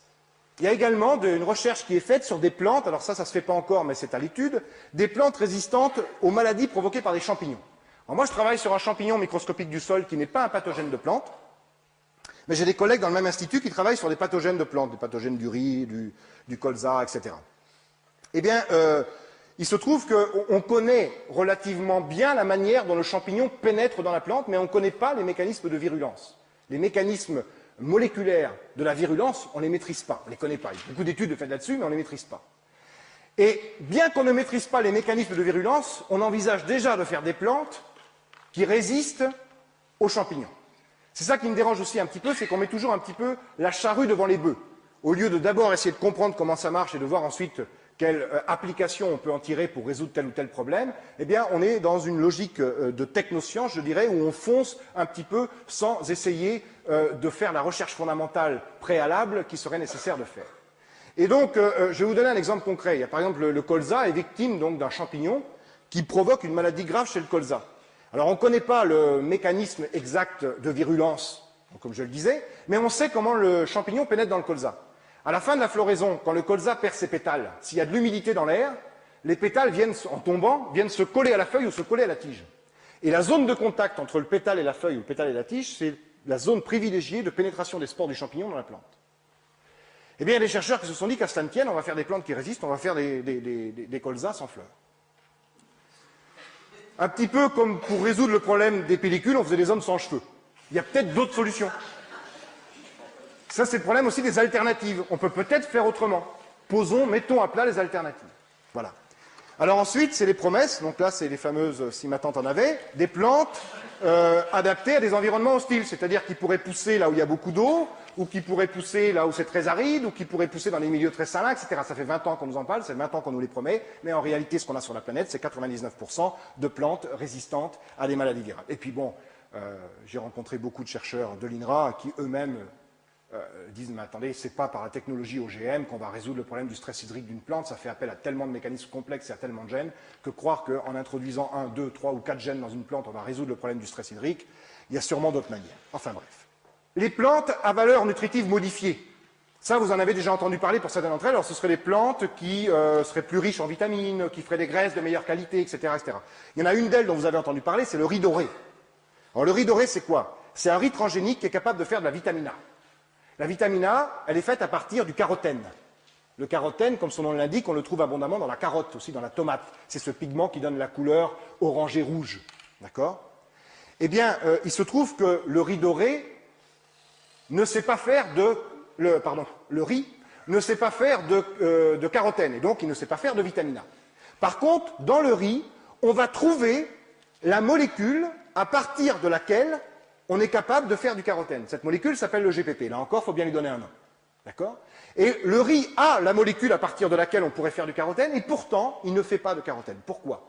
Parce que pour transformer le GPP en carotène, il faut 3 ouvriers dans l'usine. 3 enzymes. D'accord? Une première enzyme qui va faire un premier produit, etc. Enfin bref, c'est une chaîne de montage pour transformer le GPP en carotène. Et si le riz n'est pas capable de le faire, c'est parce qu'il n'a pas les 3 ouvriers en question. Et s'il n'a pas les 3 ouvriers, c'est parce qu'il n'a pas les 3 gènes qui détiennent le secret de fabrication de ces ouvriers. Bien qu'à cela tienne, des chercheurs ont dit on va mettre 2 gènes de jonquilles qui permettent de fabriquer le premier et le deuxième ouvrier, un gène de bactéries qui permet de fabriquer le troisième, et du coup, on a reconstitué de toutes pièces une chaîne de montage, une nouvelle chaîne de montage dans l'usine cellulaire du riz qui permet de transformer le GPP en carotène. Et comme le carotène lui donne une couleur jaune-orangé, on appelle le riz doré. D'accord? Là encore, je vous dis ce qui se fait, je vous parlerai des conséquences dans un instant. Alors, on ne peut pas terminer le lexique un petit peu de l'aspect agroalimentaire sans parler des animaux. Dans le domaine médical, il y a beaucoup d'animaux transgéniques qui servent de modèle pour étudier les maladies humaines, j'en ai pas parlé, qui sont en espace confiné. Là aussi, dans le domaine agricole, agroalimentaire, il y a des animaux transgéniques, enfin il y en a qui se préparent, il y en a un dont vous avez beaucoup entendu parler et qui est sur le point d'être commercialisé au Canada. Donc, et bien sûr, ce sont des animaux destinés à l'alimentation humaine. Alors, L'un d'entre eux, c'est le poisson géant. C'est celui-là, dont vous avez beaucoup entendu parler certainement et qui est sur le point d'être commercialisé au Canada. Poisson géant, il s'agit en l'occurrence du saumon atlantique, il y a également des barbus de rivière, barbes d'Amérique, truites arc-en-ciel. Donc ce sont des poissons dont on a modifié le gène d'hormones de croissance, de façon en quelque sorte à le doper. Donc le poisson fait beaucoup plus d'hormones de croissance et du coup il grossit beaucoup plus vite et il devient beaucoup plus gros. Et notamment le saumon atlantique, donc vous voyez, le saumon transgénique grossit 30 à 60% plus vite. Et il a une taille adulte qui peut aller jusqu'à, le record qui a été obtenu, c'est 11 fois la taille normale. D'accord ? Bon, alors en moyenne, c'est 4, 5, 6 fois la taille normale, sachant qu'un saumon, ça fait quand même déjà 75 cm en moyenne. Vous voyez un peu le bestiau. Hein ? Alors, il y a des choses qui se préparent également. Je ne pourrais pas être exhaustif parce qu'il y a plein de choses qui se font, et puis je ne connais pas beaucoup d'informations dessus, parce qu'il y a très peu d'informations pour des raisons de secret industriel, etc. Hein, je sais qu'il y a des projets pour faire des vaches sans cornes, pour faire des truies sans dents, etc., etc. Là, je vais vous parler donc des chercheurs américains au Texas, à Houston, qui ont fait des porcs géants. Alors, ils ont fait en laboratoire pour le moment. Hein. Alors, voilà ce qu'on trouve comme information sur ces porcs, parce que on trouve très peu de choses. Là, par contre, je suis incapable de savoir quels sont les gènes qui ont été bidouillés, qui ont été réintroduits, etc. Mais on trouve ceci, vitesse de croissance 40% plus élevée. Donc, il grossit 1,5 fois plus vite que la normale. Taille adulte, 40% supérieure à la normale. À l'âge adulte, il fait 1,5 fois la taille normale. On se dit, ça doit manger un bestiau comme ça. Eh bien, c'est le scoop. Ration alimentaire, 25% inférieure. Il mange moins, il rejette moins, il grossit plus. Donc, évidemment, il y a de quoi séduire un certain nombre de gens avec ça.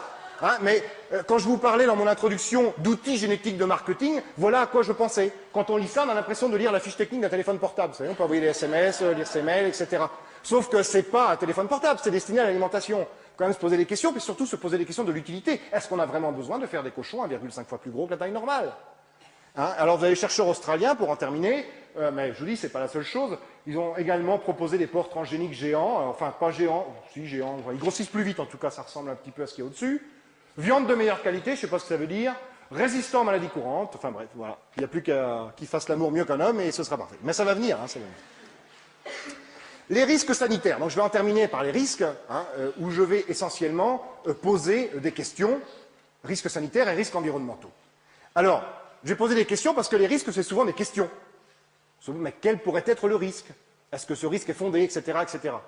Et je dirais que, vous avez compris, moi, où je me positionnais, mais ça, c'est pas très important, hein, je suis qu'un humain, mon opinion transparaît, puis de toute façon, je crois que tout le monde sait où je me situe. Mais ce qui est important surtout, c'est de retenir le squelette et d'essayer de se faire une opinion objective. Et éventuellement, demain, aller écouter un scientifique qui n'a pas les mêmes idées que moi et vous faire une opinion à la limite, enfin c'est pas à la limite, elle est objective lorsqu'elle est contradictoire. Donc je vous invite à aller écouter d'autres scientifiques, c'est pas le problème, au contraire. Simplement, il faut bien savoir que si chacun d'entre vous, par exemple, se dit « mais moi j'aimerais bien me faire une position sur les OGM au cas par cas », ce qui est plutôt sain comme démarche, hein, se dire au cas par cas, quels sont les avantages, quels sont les risques, etc. Très bien, mais les avantages, on ne va jamais oublier de vous les donner, parce que la personne qui veut vendre son OGM ne va pas oublier de vous les donner. Par contre, les inconvénients, ça va être un petit peu plus compliqué. Et c'est pour ça que je dis que là, c'est le rôle des scientifiques de vous donner les outils qui vous permettent de vous poser les bonnes questions. Alors là encore, je ne pourrais pas être exhaustif sur toutes les questions qu'on est en droit de se poser, mais je vais essayer d'en soulever quelques-unes, et en particulier à partir des exemples que je viens de vous donner. Alors, je vous rassure, je vais faire ça succinctement pour chacun des exemples, mais je vais reprendre chacun des exemples, et puis je vais voir quelles sont les questions de base qu'on est en droit de se poser. Alors parfois, je vais quand même donner quelques réponses, parce qu'on en a un petit peu quand même. Les plantes à pesticides, ce dont je viens de vous parler, 99% des OGM agricoles à la surface de la planète sont des plantes à pesticides. Pourquoi on les appelle plantes à pesticides? Parce qu'elles accumulent tout un pesticide dans leurs cellules. Soit parce qu'elles le produisent en permanence, c'est le cas du maïs BT, les plantes qui produisent un insecticide qui leur permet de résister à un insecte ravageur, soit parce qu'elles l'absorbent par leurs racines, ou par les feuilles, ou peu importe, parce qu'on les a rendues résistantes à un herbicide. Donc elles sont capables de l'absorber, et donc de l'accumuler dans leur tissu. Donc elles accumulent un pesticide, soit parce qu'elles le produisent, soit parce qu'elles l'absorbent. Et donc, la question qu'on est en droit de se poser, c'est de se dire, cette plante, certes c'est une plante, mais puisqu'elle accumule des pesticides, ou elle est susceptible d'en accumuler, c'est aussi potentiellement un pesticide. Donc la moindre des choses serait que cette plante soit évaluée certes comme une plante, et ça c'est fait, mais qu'elle soit également évaluée comme un pesticide. Or, il n'y a absolument aucune législation européenne qui oblige d'évaluer ces plantes comme des pesticides. La législation européenne sur les pesticides, on peut considérer qu'elle est déjà trop laxiste, mais en tout cas, c'est bien carré. Hein, c'est la directive 91/414 qui dit que pour qu'un pesticide soit homologué et obtienne une autorisation de mise sur le marché, il doit avoir subi des tests sanitaires sur 3 types d'animaux pendant 3 mois, dont le rat et la souris, et sur un autre de ces 3 animaux pendant 2 ans, en général le rat, ce qui représente à peu près la durée de vie de l'animal. Eh bien, pour les plantes à pesticides, il n'y a aucune législation européenne. C'est à l'appréciation des instances d'évaluation. Les instances d'évaluation, soit elles disent eh bien, on veut des tests, auquel cas, il y en a, soit elles disent on n'en veut pas. Si elles n'en veulent pas, eh bien, il n'y en a pas. Et si elles demandent des tests sanitaires, pour des raisons de secret industriel, c'est la ferme semencière qui choisit le laboratoire qui fait les tests. Donc c'est, bien sûr, un manque de transparence absolument scandaleux, parce qu'il s'agit quand même, si on fait les tests sanitaires, ça veut dire qu'il s'agit de santé publique, et là, donc, on n'a aucune transparence pour des raisons de secret industriel. Et les quelques résultats de tests sanitaires auxquels on a eu accès, c'est au prix de batailles administratives ou juridiques énormes, notamment sur le maïs BT11 en France, parce qu'il y a un organisme indépendant qui s'appelle le CRIGEN, le Comité de recherche et d'information indépendante sur le génie génétique, qui a saisi la commission d'accès aux documents administratifs, la CADA, pour avoir accès aux résultats des tests sanitaires. Et à ce moment-là, la CADA a donné raison au CRIGEN. Le CRIGEN a écrit au ministre de l'Agriculture en lui disant « Nous aimerions eh bien, avoir le résultat des tests sanitaires sur les rats faits avec le maïs BT11. » Et les tests à 90 jours, c'est-à-dire à 3 mois. Et le ministre de l'Agriculture, M. Bussereau, a répondu, on a la lettre, « Désolé, je ne peux pas vous les donner, puisque ces tests n'excèdent pas 28 jours. » Voilà. Donc, en Allemagne, maïs Monsanto 863 a été évalué par l'Allemagne, parce que quand un promoteur américain comme Monsanto veut introduire un OGM en Europe, il choisit son pays d'évaluation. Hein. C'était la France pour le BT11, c'était l'Allemagne pour le maïs Monsanto 863. Eh bien, l'Allemagne, là encore, a demandé des tests à 3 mois. Ces tests ont été faits par un laboratoire choisi par Monsanto. Greenpeace en Allemagne a dit on voudrait accéder aux tests. Non, on ne vous les donne pas. Secret industriel. Greenpeace a saisi la Cour de justice allemande, et la Cour de justice allemande a donné raison à Greenpeace, et on a pu accéder aux tests. Et tous ces tests, systématiquement, montrent des différences physiologiques, métaboliques, biochimiques, entre les rats qui ont consommé des OGM et les rats qui n'en ont pas consommé, les rats contrôle, qui ont été nourris avec le maïs correspondant non OGM. Systématiquement.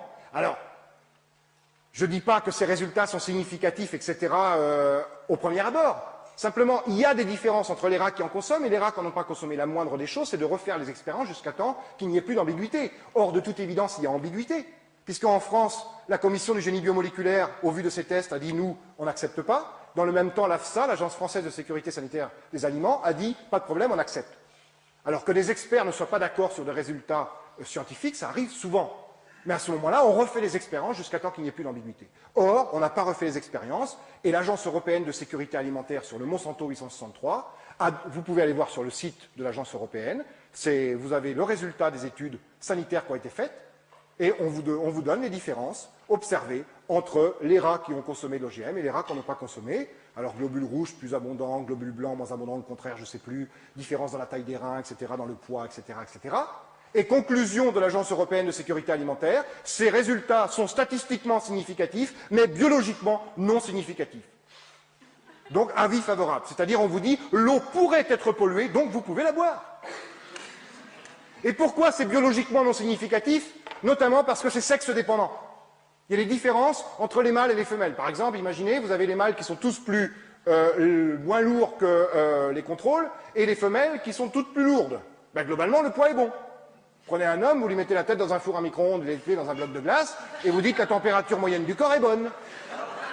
Alors que la moindre des choses, quand on a des différences liées au sexe, c'est de faire des dosages hormonaux. Et ces dosages hormonaux n'ont pas été faits. Donc ce n'est pas sérieux, évidemment. Et puis, parmi les plantes à pesticides, il y a toutes celles qui absorbent du Roundup. Alors le Roundup, vous faites ce que vous voulez, il y en a qui disent qu'on peut en boire, vous faites ce que vous voulez. Moi, je ne vous le conseille pas. Hein? Le Roundup, c'est un cancérigène avéré. Il y a eu des études aux États-Unis qui ont montré que les consommateurs intensifs de Roundup, enfin les utilisateurs intensifs de Roundup, notamment les utilisatrices, avaient un taux de fausse couche supérieur à la fréquence normale, à la fréquence nationale, à la moyenne nationale. Et notamment, des études faites par le professeur Gilles-Éric Serralini à Caen ont montré au niveau moléculaire que le Roundup avait des effets toxiques sur les cellules placentaires, et à des doses inférieures à celles utilisées en agriculture. Donc qui pourrait bien sûr expliquer les fausses couches observées notamment aux États-Unis. Donc voilà, et malgré ça, on continue à dire que le Roundup est sans danger, etc. Or, on est quand même en droit de se poser la question suivante. Si une plante OGM est capable d'accumuler du Roundup, puisqu'elle y résiste, donc elle ne va pas crever, elle va pouvoir l'absorber. Que devient ce Roundup dans la chaîne alimentaire? Que devient-il chez l'animal qui mange la plante et que devient-il chez l'homme qui mange l'animal? Sachant que les pesticides, notamment, s'accumulent de façon générale dans la chaîne alimentaire, notamment on peut les retrouver au niveau des laits des vaches ou au niveau des œufs des volailles. Et ça, c'est extrêmement important parce que la traçabilité, on nous dit 0,9, d'abord 0,9%, ce n'est pas du tout le résultat d'une étude scientifique, 0,9%, c'est un compromis politique entre les bio qui voulaient 0 et les semenciers qui voulaient 2 et 5. Ce n'est pas le résultat d'une étude scientifique, il n'y a personne qui a démontré qu'en deçà de 0,9, il n'y avait pas de danger et qu'au-delà de 0,9, il y avait du danger. C'est un pur compromis politique, déjà.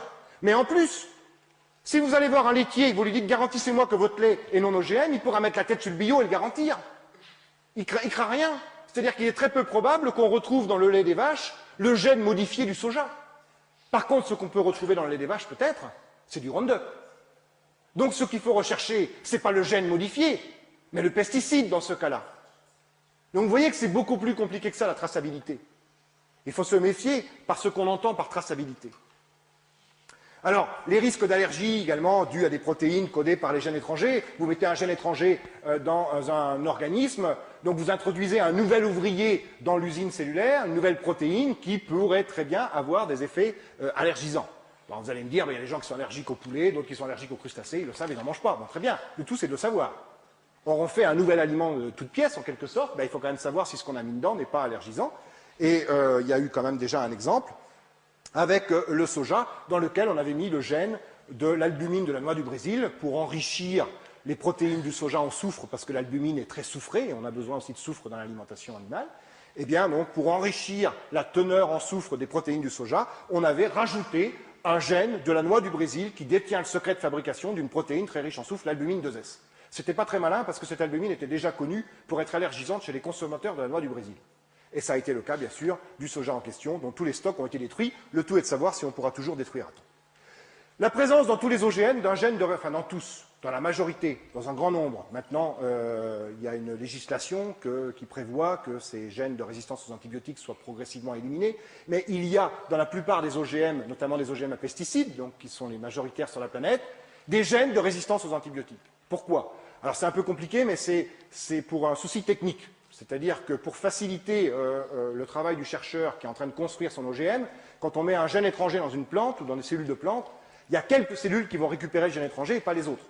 Il faut qu'on puisse de l'extérieur repérer quelles sont celles qui ont gobé l'ADN. Eh bien, on rajoute en plus du gène d'intérêt un gène marqueur qui va nous permettre de les repérer, notamment un gène de résistance aux antibiotiques. Et à ce moment-là, on met de l'antibiotique dans le milieu et toutes les cellules qui n'ont pas récupéré le gène de résistance aux antibiotiques, eh bien, elles sont sensibles à l'antibiotique et elles meurent.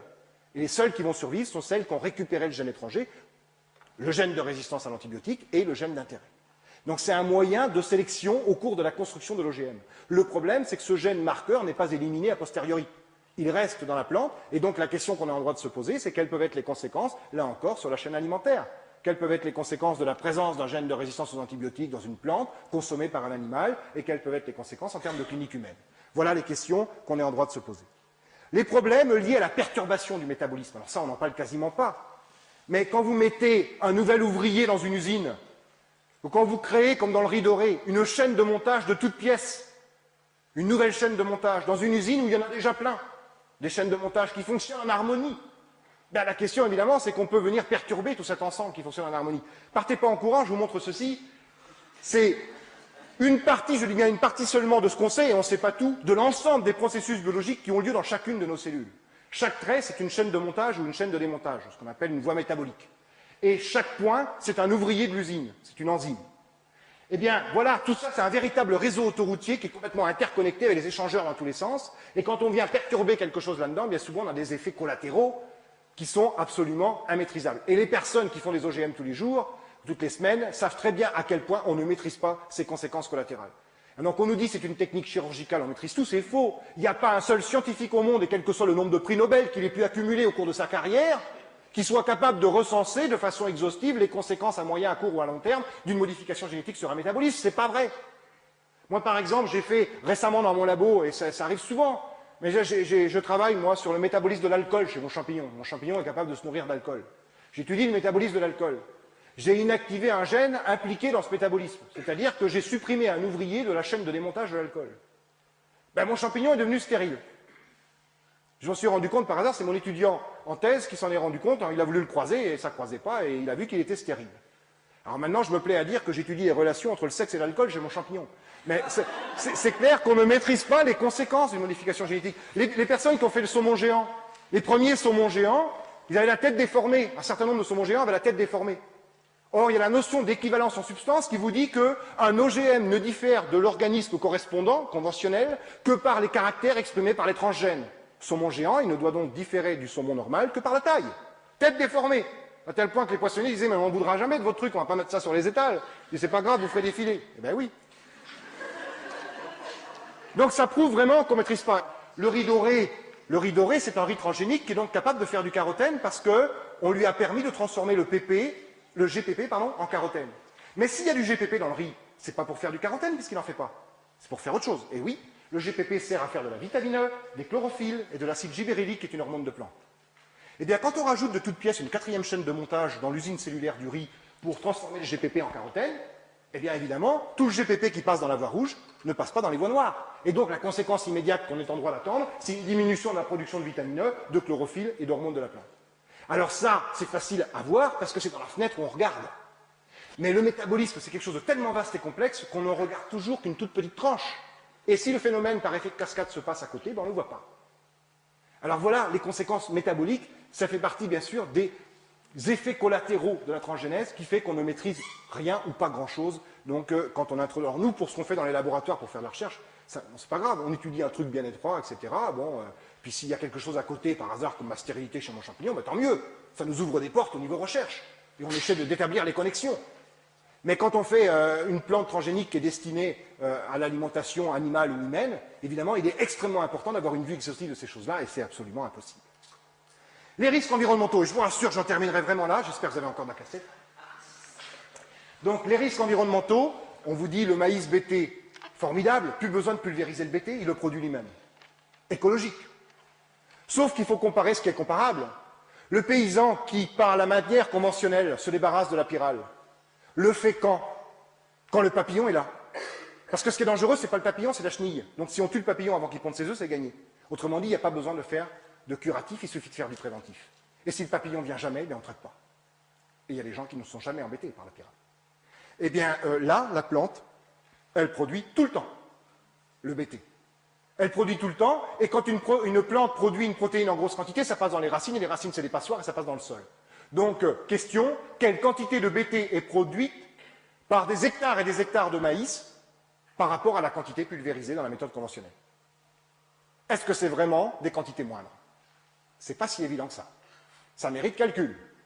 D'accord? Et puis, en plus, il faut savoir que, puisque la plante produit tout le temps le BT, le risque, c'est de voir apparaître des insectes résistants. Pourquoi? Parce qu'à partir du moment où vous produisez tout le temps du BT dans un environnement donné, il y a parmi les populations de pyrales, naturellement, des pyrales résistantes. Naturellement, elles le sont naturellement. D'accord? Mais elles sont minoritaires dans la population de pyrales. Eh bien, si vous produisez tout le temps du BT, toutes les sensibles vont mourir. Ne va rester que les minoritaires, qui sont donc les pyrales résistantes. Ce sont donc les seules qui vont se reproduire. Et alors qu'elles étaient minoritaires, elles vont donc devenir majoritaires. C'est-à-dire que ça, c'est un aspect très particulier du risque environnemental lié aux OGM, c'est que ce n'est pas un risque qui se dilue dans le temps, c'est un risque qui se concentre dans le temps. Soit par les effets de pression de sélection comme là, soit, et je vais en parler juste dans un instant, par l'avantage procuré par le gène étranger. Les plantes résistantes aux herbicides, alors là, on peut toujours nous dire que le but de tout ça, c'est de mettre moins de pesticides. Quand on fait une plante qui résiste à un herbicide, le but, c'est pas de plus utiliser l'herbicide, c'est de pouvoir l'utiliser sans risquer de tuer la plante. D'accord? Et donc, dans les faits, ce qui se passe, eh bien, les gens ils vont à foison parce que leur plante est résistante, ils n'ont plus de précautions à prendre. Et on voit aux États-Unis, les gens qui vont sur des énormes surfaces par hélicoptère, et donc là, ils peuvent pulvériser sur la plante résiste. Et du coup, on sait très bien que la quantité de Roundup a considérablement augmenté au Canada et aux États-Unis depuis qu'on utilise des variétés variétés transgéniques qui sont résistantes au Roundup. Donc évidemment, ça fait tout à fait l'effet contraire que celui qu'on nous prétend. Et puis, il y a, je vais prendre un exemple de risque avec les animaux transgéniques, le poisson géant. Je vais prendre l'exemple d'un poisson qui s'échappe. On me dit, oh, bah alors on ne peut plus rien faire, etc. Évidemment, bon, on vit dans une société à risque, de toute façon, tu vas partir en voiture, tu vas avoir un accident, etc. Sauf que si j'ai un accident de voiture, ça n'a aucune raison, a priori, d'engendrer un plus grand nombre d'accidents sur l'ensemble du pays ou sur l'ensemble de la planète. Alors que là, je prends un poisson géant qui s'échappe de la pisciculture pour aller dans l'environnement naturel. Un poisson géant. Il fait 5, 6, 7 fois sa taille. Il devient donc un prédateur de poissons dont il n'était pas le prédateur. Donc déjà, il risque de porter atteinte à des espèces avec lesquelles il aurait dû cohabiter, au lieu de les dévorer. Et comme il est beaucoup plus gros que ses congénères, il va donc avoir un avantage sélectif, puisqu'il va pouvoir se nourrir plus facilement et donc se reproduire plus facilement. Il va donc aller fricoter avec des femelles auxquelles il va donner son gène d'hormone de croissance. Les femelles vont faire des petits qui vont devenir très gros. Et très vite, il n'y aura plus que des gros. Avantage sélectif, événement rare aujourd'hui, événement majoritaire demain. Et si vous n'êtes pas convaincu de ce que je viens de raconter et que vous n'avez pas encore vu, allez voir le film Le Cauchemar de Darwin et vous verrez comment l'introduction de 3 perches dans le lac Victoria un bel après-midi, la Victoria c'est très grand, ce n'étaient pas des perches transgéniques, mais des perches qui n'avaient rien à faire là, eh bien aujourd'hui, tout le système, l'écosystème végétal animal a disparu du lac, à tel point que les perches pour se nourrir n'ont plus d'autre solution que de devenir cannibales et de se manger entre elles. Et puis, il y a les risques de pollution génétique. Dernier aspect, la pollution génétique, c'est quoi? Eh bien, c'est le risque que le gène étranger que vous avez mis volontairement dans une plante se retrouve involontairement dans une autre ou dans un autre organisme. D'accord? Alors, il y a 2 types de pollution génétique. Il y a la pollution verticale, la pollution horizontale. La verticale, c'est des parents aux enfants. Donc, pour les plantes, ou parents aux enfants, c'est la voie sexuée. Pour les plantes, c'est par le pollen. D'accord? Alors, je vais prendre l'exemple du colza. Le colza, eh bien, c'est une plante qui a une pollinisation qui se fait à la fois par le vent et par les insectes, mais de toute façon, qu'elle se fasse que par l'un ou que par l'autre, je ne vois pas comment on peut maîtriser la propagation du pollen dans l'environnement. Enfin bon, c'est une autre histoire. Donc là, en plus, le colza est capable de se croiser avec des plantes adventices, c'est-à-dire des plantes sauvages qui poussent dans les champs de colza, et donc qui sont capables du coup de récupérer, par exemple, le gène de résistance au Roundup. Et au Brésil, dans les États du Brésil, où il y a beaucoup de colza au Roundup, au Canada, etc., on voit de plus en plus du colza sauvage, des plantes adventices de colza, qui poussent donc sur le bord des routes ou sur les lignes de chemin de fer, et dont on ne peut plus se débarrasser, en tout cas pas avec du Roundup, puisque c'est résistant. Et il y a une mauvaise herbe, la ravenelle, qui est capable de se croiser également avec le colza. Alors là encore, un pied de ravenelle, un seul pied qui récupère le gène de résistance. Oh, bah c'est un pied. Eh bien oui. Mais comme on met beaucoup de Roundup quand on a des plantes résistantes au Roundup, le seul pied qui est résistant, il va avoir un avantage sélectif énorme par rapport à tous ceux qui ne sont pas. Tous les autres vont crever, c'est le seul qui va pouvoir survivre, c'est le seul qui va se multiplier, et ce pied de ravenelle qui était unique va devenir majoritaire. Événement rare aujourd'hui, événement majoritaire demain. Extrêmement important. Et puis, tous les gens qui font du colza le savent, il y a une survie des graines pendant 15 ans, donc évidemment, c'est absolument incontrôlable, les repousses. Et puis, et ça, c'est pas spécifique au colza, il y a également le flux de graines par les oiseaux, par les rongeurs, etc., qui entraînent des repousses absolument incontrôlées. Alors ça, c'est des expériences faites par le CIRAD pour étudier la propagation du pollen dans l'environnement, parce que les plantes, elles n'ont pas attendu elles ont attendu les chercheurs pour disséminer leur pollen. Bon, enfin bon, vous avez au centre, je ne sais pas si vous voyez là, un petit cercle blanc qui délimite un champ de colza transgénique de 9 mètres de diamètre. Et autour, vous avez un champ de colza conventionnel de 110 mètres de diamètre, 55 mètres de rayon. Alors, si le champ est circulaire, ce n'est pas pour que les faucheurs le reconnaissent plus facilement. C'est pour étudier la propagation du pollen dans toutes les directions. Sauf que le pollen ne s'arrête pas à 55 mètres comme le nuage de Tchernobyl à la frontière allemande. Et on a osé appeler ça de la recherche. Alors admettons qu'on veuille quand même étudier la propagation du pollen dans une niche écologique donnée, en fonction de la falaise, en fonction de ceci, en fonction de cela. Ok. Mais un essai, ça doit être une simulation, ça doit être non dangereux. Quand on fait une simulation d'une attaque chimique dans le métro pour entraîner la coordination des secours, on met tous les ingrédients, on ne met pas l'agent chimique quand même. Et bien là, on fait la plante transgénique. Alors que, je suis désolé, mais moi il y a 15 ans, j'étais encore étudiant sur les bancs de la fac à Bordeaux, eh bien j'apprenais comment on distinguait dans la nature une plante d'une autre, et donc comment éventuellement on pouvait suivre le pollen d'une plante parmi d'autres plantes grâce à ses empreintes génétiques. Donc on peut très bien étudier la propagation du pollen d'une plante donnée sans prendre une plante transgénique. Là aussi, on nous ment. Et quand on nous dit, mais si vous voulez qu'on en sache plus sur les risques, laissez-nous faire les expériences. Mais non. Les expériences, soit on les fait en serre, soit on les fait avec des plantes conventionnelles en plein air. Et une fois qu'on a démontré qu'il n'y avait pas de danger, si toutefois on est capable de le démontrer, alors éventuellement, on passe en plein champ. Mais pas avant. Et puis, il y a la pollution horizontale. Alors là, c'est la cerise sur le gâteau. La pollution horizontale, c'est quoi? C'est le risque que de l'ADN, du matériel génétique, passe d'un organisme à un autre, mais par contact direct. Parce qu'il y a notamment dans le sol des tas de micro-organismes, des bactéries, des champignons, qui sont capables de gober de l'ADN naturellement. D'accord? C'est ce qu'on appelle le transfert horizontal. Eh bien, notamment quand j'étais témoin au procès de Toulouse, j'ai potassé particulièrement en détail la notification du projet de dissémination du maïs BT11, qui était l'un des maïs cultivés à Mainville, et donc qui avait été fauché par quelques forcenés. Eh bien, ce maïs BT11, il est dit dans la notification de projet de dissémination, il est dit ceci pour le transfert horizontal. Transfert horizontal, 2 points. À ce jour, c'était en 2003 pour une demande d'autorisation en 2004. Selon les données de l'AFSA, l'Agence française de sécurité sanitaire des aliments, en 2002, les données de l'AFSA de 2002, aucune étude scientifique mettant en évidence ce phénomène n'a été publiée. Je veux dire, un biologiste qui nie le transfert horizontal, c'est un astrophysicien qui nie que la Terre est ronde. C'est-à-dire que si un étudiant nous met ça dans une copie, il a 0 pointé. Et c'est écrit en toutes lettres dans le projet de notification de dissémination.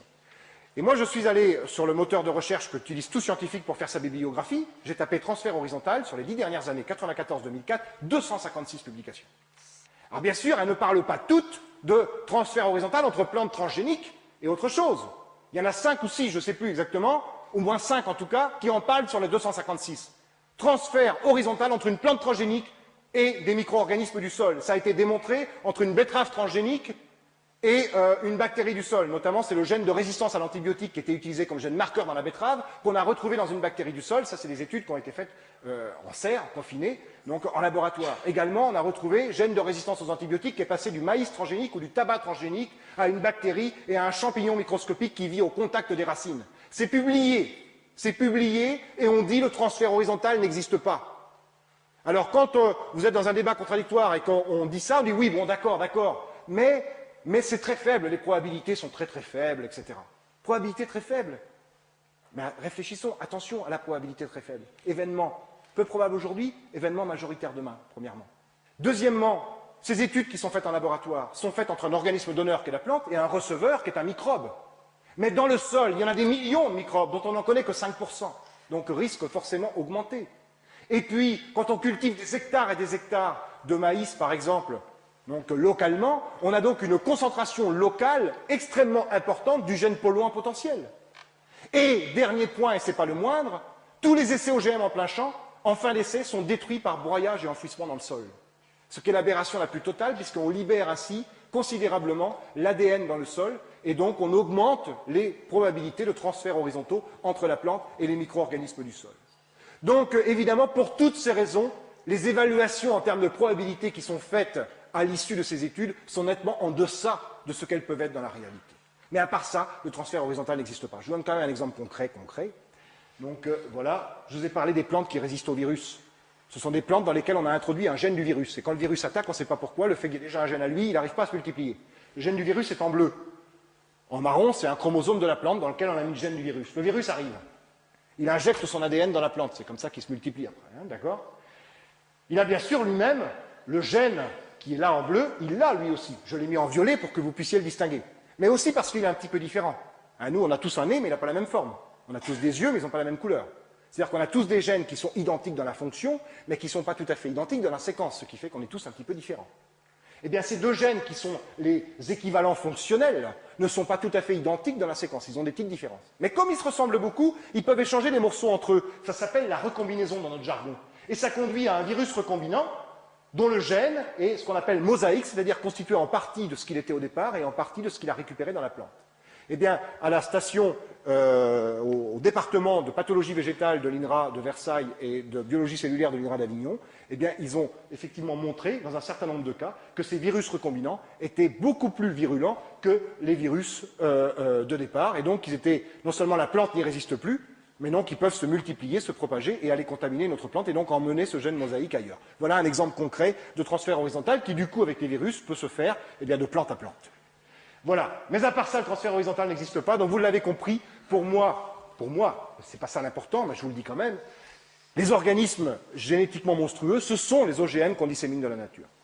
Parce qu'on ne maîtrise rien ou pas grand-chose, et surtout parce que je considère que le processus qui consiste à nous imposer, parce qu'il s'agit bien de nous imposer, les OGM sur la planète est un processus antiscientifique et antidémocratique. Antiscientifique parce que lorsqu'on est confronté à un sujet de recherche Par exemple, comment s'affranchir des dégâts occasionnés par la pyrale sur le maïs? C'est un sujet comme un autre. Eh bien, on doit, en tant que scientifique, mettre à plat toutes les alternatives. La transgénèse en est une, certes, mais il y en a d'autres. Et pour chacune d'elles, on doit regarder quelle est la faisabilité, quels sont les risques. On doit faire le rapport des deux. Et si les risques sont mal maîtrisés par rapport à la faisabilité ou par rapport aux avantages potentiels que ça procure, eh bien, posons-nous la question des alternatives. Peut-on faire autrement? Peut-on arriver au même résultat sans courir les mêmes risques? Et si on posait systématiquement cette question des alternatives, eh bien, on se rendrait compte dans le domaine agricole que faire appel à la transgénèse, c'est déplacer une grue pour soulever un grain de sable. Et quand je dis que c'est un déni de démocratie, c'est que pour discuter des alternatives, quand il s'agit d'un problème agricole, la moindre des choses, c'est d'en discuter avec les agriculteurs. Et lorsqu'il s'agit donc d'un problème agroalimentaire et d'un problème agricole, d'en discuter aussi avec les représentants des associations de défense de l'environnement, les représentants des associations de défense des consommateurs, etc., etc. Or, ça reste un débat scientifico-scientifique qui met l'ensemble des citoyens devant le fait accompli. Et puis, si la planète est déjà une vaste poubelle, ce n'est pas une raison pour en faire une vaste paillasse de laboratoire. Je vous remercie.